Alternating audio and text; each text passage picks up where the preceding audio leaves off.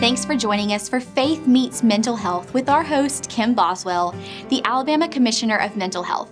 If you have any questions for our host, you can always email mentalhealth@fraser.church. We hope you enjoy this week's episode.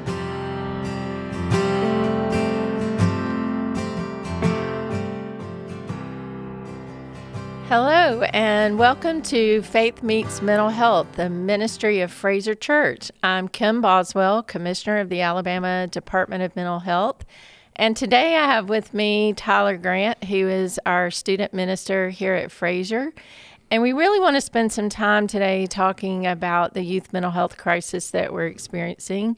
And I'm really excited today because I just learned that Tyler is in school. I am. And is going on a new adventure, and really wanted to share that with our audience today. And so, Tyler, can you tell us a little bit about that and your decision to go back to school? Yeah, absolutely. So, I mean, I probably need this podcast myself, having 2 kids and full-time ministry and going back to school. You know, mental health is running rampant in my life.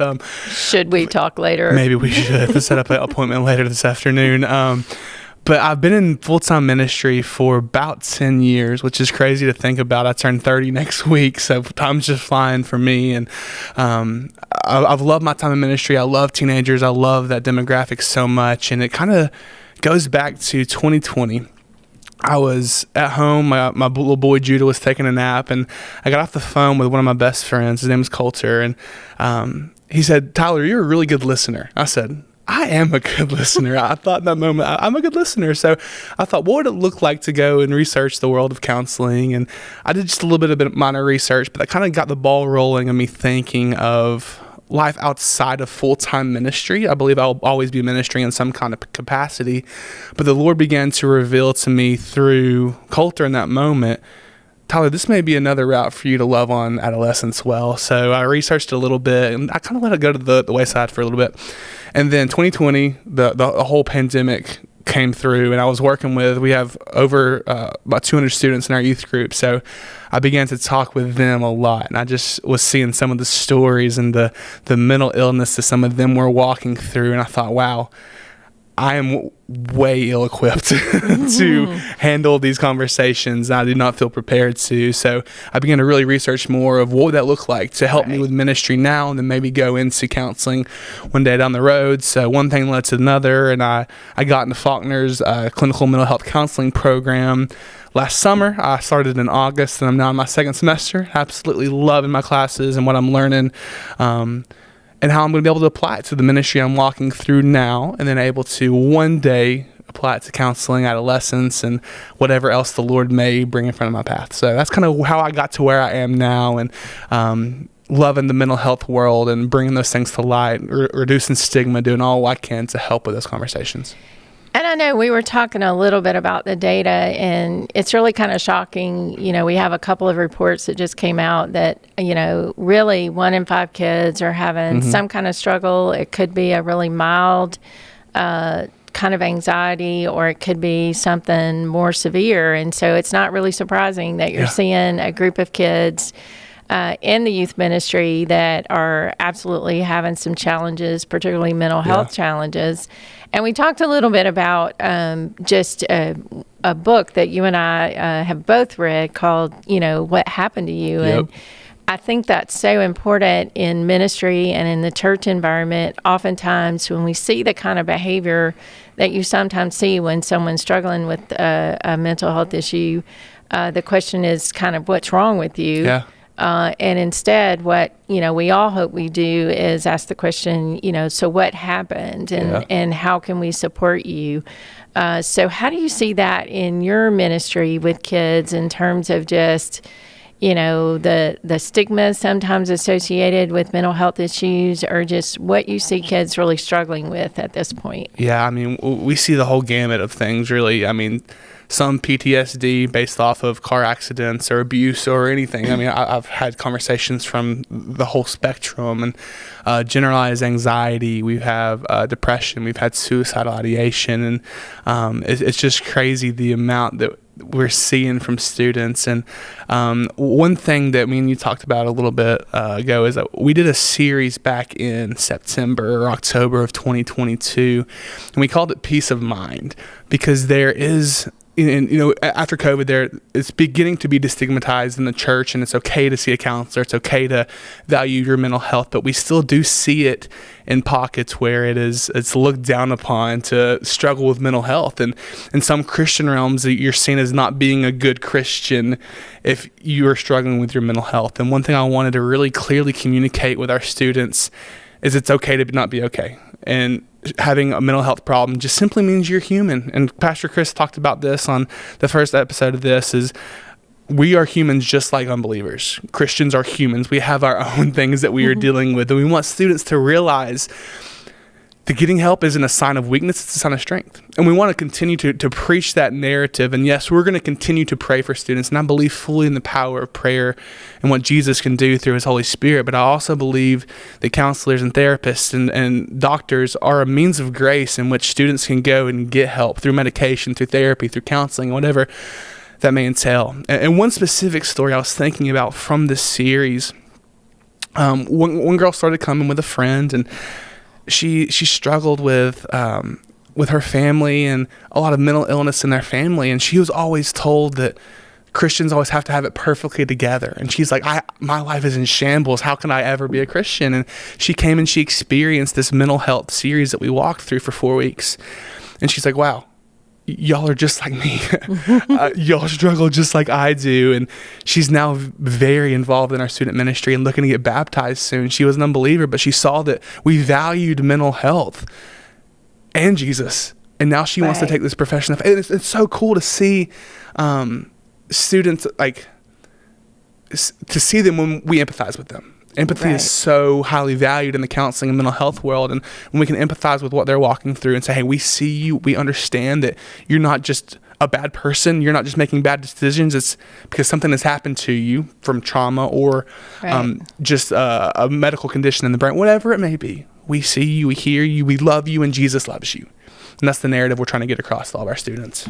That's a big part of the book that I mentioned, What Happened to You. It talks a lot about the importance of connectedness in really helping rewire the brain after trauma or, after, some struggle with a mental health issue. And so that to me is the beauty of the church environment. I feel like that's so important to offer people, is that sense of connectedness, knowing that you have that support. And, I shared my own story at our summit last year, and, this little tiny church of, 150 really was so crucial to my family getting through some very, very difficult times. I mean, they literally just wrapped their arms around us and supported us and fed us and clothed us during that time. And I just think that's such an important role for the church in today's world, to be that place where people can go and feel safe. And we talked about it a little earlier, sometimes, it's a great thing for them to feel safe, but sometimes that's when the feelings really come out. Yes. Once somebody kind of feels like, I trust you, you see me for who I am. And so that's the challenge too, is yes, you're feeling connected, but you're also feeling safe, and therefore you're willing to share in a way that you really haven't been able to share before. Yeah. But I laughed. I think last week I was talking about the video from Shockoe Springs and the trip that you guys took to Shockoe Springs, and just watching that video and watching the kids and thinking about the kids who are in that room who may be struggling, and how important that weekend had to be for them. Absolutely. Did you see a lot of that at Shockoe, where kids were really kind of struggling? And well, I wouldn't necessarily say at Shockoe, because sometimes when we're on these mountaintop experiences that we don't see it as much, but in small groups we do. And I'm never in the small groups. We have a lot of our incredible volunteers who are on the front lines with our students, and they kind of share with me some of the struggles that they are seeing. And even, on these mountaintop experiences, we see some crazy things that some of our students have had to walk through. And like you said, whenever they are in this place where they feel comfortable, sometimes they will act out and sometimes they'll overshare. But I think it's really cool whenever we see students that are comfortable enough with our small group leaders who are in some way complete strangers, but are willing to open up with these deep-seated struggles and deep-seated issues, because connectedness is so ingrained in who we are. And people are going to go and find community, identity, purpose in some type of organization, something that gives them purpose, a higher meaning. And I'm so thankful that we have an opportunity to give that to some students. And, sometimes we see some bad behavior. Sometimes we see oversharing, but I'm thankful that they are safe. Right. This is a place where they are safe to share those things. And I've talked through some crazy conversations with small group leaders before, and they feel very ill-equipped to have these conversations. And, sometimes something I'll share with them and something I'm learning, in my counseling classes is sometimes the things that we say aren't necessarily going to help people, but it's that sense of presence. Right. It's that empathetic relationship. And I'm kind of coaching our leaders, like, you're a presence there. You're another adult that is there for them to help them to open up about whatever it is. So it's so cool to see students, one, have a really cool experience at Shotco and having fun and just letting their guard down because they feel safe, but two, having a place in small groups, in worship, wherever that area is, to just share. Right. Yeah. Yeah, it's amazing to see kids really respond to that kind of connectedness. And there are lots of things, we talked a little bit about trauma and the brain science behind that. And with Dr. Dallas Rabig, we talked a lot about that in our last podcast. But really, there are lots of things we can do to help rewire the brain, to build resilience in kids. We can't necessarily do anything about the trauma that they've already been exposed to, but certainly as a church, even music is such a great healer and has that same impact of rewiring the brain from some of that, as well as sports. I mean, anything that is that repetitive kind of experience where they can really focus their mind in a positive way. We really know today that a lot of that can help rewire their brain around trauma. And I know we talked too just about needing more education around trauma, and more education even around, I think we talked a lot about anxiety, because that's quite a hot topic. It's a really big buzzword right now. It's like, okay, everybody has some anxiety. Well, really, everybody does. But at what point is that something that needs to be addressed? And really trying to help young folks in particular grow in that anxiety, and instead of, necessarily feeling like they need to go get therapy, and really being able to educate them about, kind of what is a normal feeling, because we all feel anxiety at some point. And then when is it at a point to where, you really probably do need to seek help? And, kind of in the mental health world, we talk a lot about, are you able to function, in school? Are you able to function in your relationships? And so I'm sure you see kids sort of questioning, especially with social media and other things that are out there, how's my mental health? How am I doing? Yeah.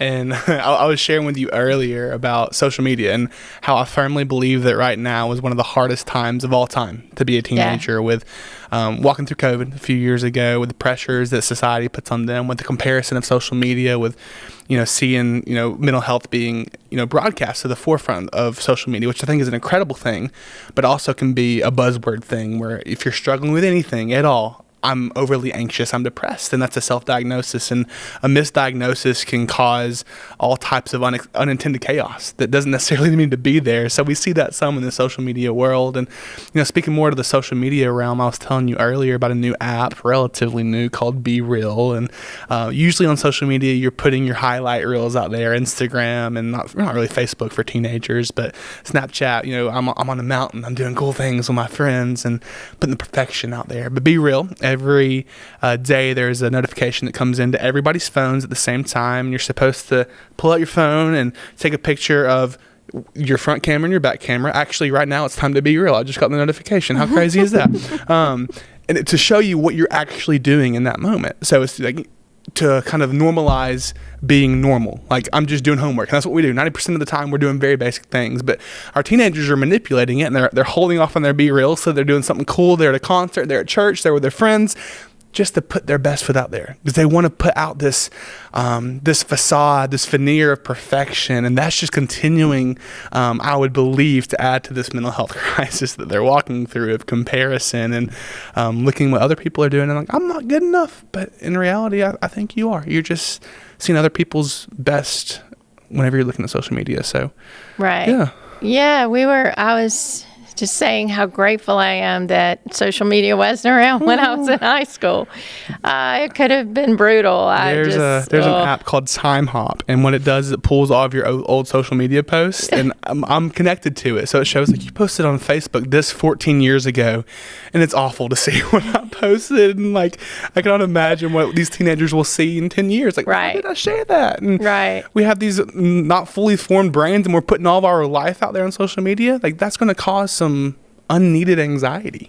Right. Yeah. It's, and we've seen it, I know, just coming out of COVID too. There's young girls in the age group, sort of 11 to 14 age group, that are, being hospitalized more frequently than we've seen in years past. And a lot of the conversation around that, they haven't completely done all the research, but the thought is really that a lot of it has to do with social media and just the constant barrage of, messages that can either be positive or negative. Yeah. And it just really has had such a negative impact on some folks. Not everybody reacts to the same way to that, but it really has, I believe, negatively impacted the mental health of our youth for sure, just in the world that we live in today. And so it's really challenging. I know my 12-year-old grandson was at the house this weekend, and, we talk a lot about mental health. It's a pretty open topic at our house.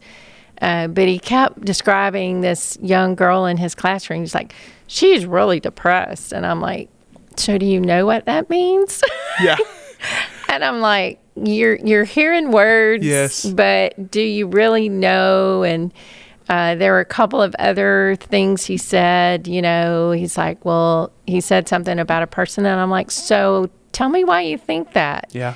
And so he got his phone out and he pulled up a social media post, that had some interesting things in a moment in time. And I'm like, well, I'm not sure you can come to that conclusion based on one photo, but I know. It's just like, wow. I know. His whole world is sort of, and he's not a big social media person. He does a lot of games on his phone for sure, but he's not quite to that. It's, he's 12, so he's not quite there yet in terms of, social media is a much bigger thing. But the whole conversation, going on in his classroom even, because apparently this young person in the classroom, does struggle, cries a lot. And so it was a good opportunity, though, to talk about, feelings and are feelings okay? And, that some folks do struggle, differently than others. And so those are conversations. I'm just so glad to hear about the Peace of Mind. Was it Peace of Mind? Was the name of that series, Because I think there's so much education that we need to do. And the whole field of trauma, we're just learning so much about the brain science, and it's really a growing understanding of how really the things that happen early on in someone's life, particularly like birth to 3 or birth to 5, really can pretty negatively impact. And, I wore my favorite shirt for you today, Tyler. I really do have on my shirt that says, all behavior is a form of communication. I love it. And so, it's just kind of fascinating what we're learning. And I think going into the mental health arena at this time is just a really, really exciting opportunity. Because I feel like over the next 5 years, you're going to see a really pretty big shift in how we approach certain things, making sure that we're really addressing the right issue. Is it a truly a mental health issue, or is it trauma-based? Yeah. Because your approaches are very different. For sure. Depending on, what it is. And we all know accurately diagnosing the issue is probably one of the most important things. And so I'm really excited for you. Yes. I'll be having conversations. It's like, we got plenty of jobs at the Department of Mental Health.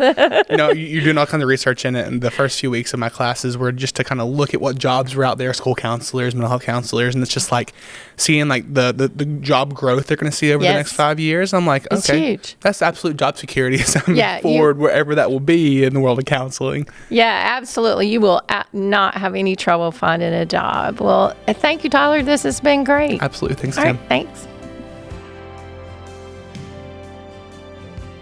Thanks again for listening, and don't forget, if you have any questions that you would like to be discussed on an upcoming episode, you can always email mentalhealth@fraser.church. Also, you can view video of our episodes on fraser.church/videos or on youtube.com/fraserchurch. And if you haven't already, be sure to subscribe wherever you get your podcasts.